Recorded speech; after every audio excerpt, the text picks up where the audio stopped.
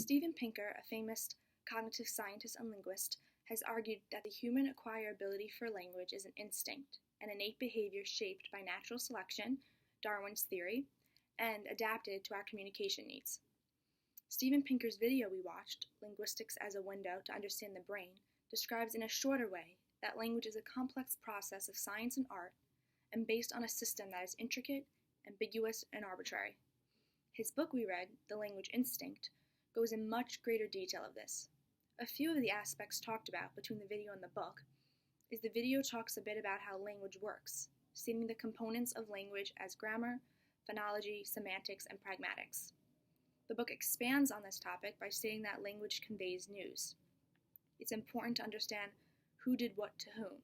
As stated in the book, the example, dog bites man isn't news, but man bites dog is news.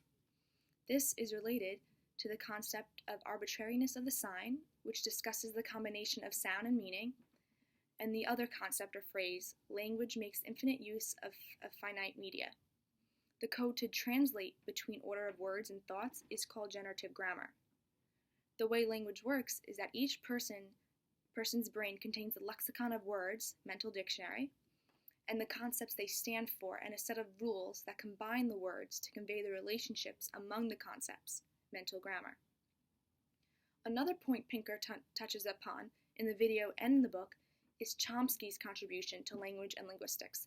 Pinker is a huge supporter of Chomsky. Chomsky believes that there's a common anatomy in all phrases in all languages, and he talks about how he thinks children acquire language is innate and fixed. Chomsky's view on language can be described by the three concepts: poverty of the stimulus, which is the argument that the linguistic input received by young children cannot be used to explain children's detailed knowledge of their first language. And this has been used to reinforce another concept of Chomsky's theory of universal grammar. Universal grammar, children are born with it. It's fixed and innate. And another third principle is principles and parameters approach, which makes strong claims regarding universal grammar. It's the grammatical principles underlying languages are innate and fixed, and the differences among the world's languages can be characterized in terms of parameter settings in the brain. He afterwards proposed a theory on language acquisition, in that all children share the same internal constraints, which characterize narrowly the grammar they are going to construct. So he believes language is from all innate processing and not influenced by outside experiences.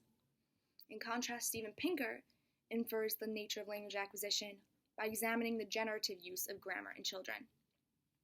Among all linguistics, and according to Chomsky's theory, overall, this provides a general theory that explains why languages are the way they are, that it is a universal basis in the mind, that it's innate in every human and dedicated to language, and that it incorporates the basic principles to tell us for all of us what to do while learning our mother tongue at a specific age.